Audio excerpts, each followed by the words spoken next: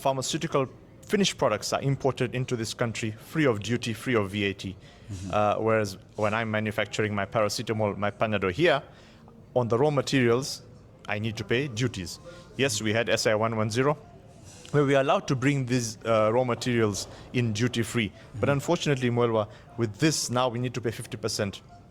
What happens? Of course, now that cost is put back on the consumer, and it's likely to increase pricing. So we have engaged the Ministry of Commerce, we have engaged Ministry of Finance, and we have internally as ZAM also sent out a survey to see the impact this will have. Once the results out, we will share that with you, Mwelwa, as well, and we'll share it with the ministry to see the impact and see how we can provide alternatives to this. I understand there's pressure on from the government point of view in terms of collecting taxes, but we need to see the impact. It might be a possible situation where they might increase the duties, but eventually corporation tax reduces because the productivity rates reduce with this, as companies will now not be able to bring in raw materials as they would, because now they have to pay the duties. Another example I would give you is a certain company in the bread manufacturing space.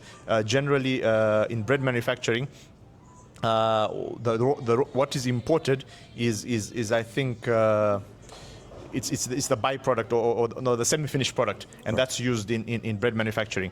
However, there's a company that was given SI 110 and started getting the enzymes and the raw materials in duty-free, and they started doing that step here. So they went, I would call it backward integration.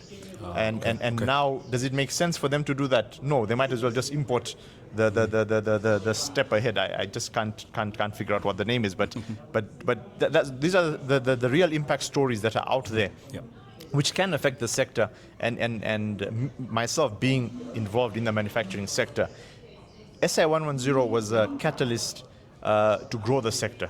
We did achieve 9% GDP contribution for the first time since 1990. And one of the reasons for that is the Ministry of Commerce, the Ministry of Finance, the current regime pushed for companies to get SI 110. This increased the manufacturing base and increased productivity.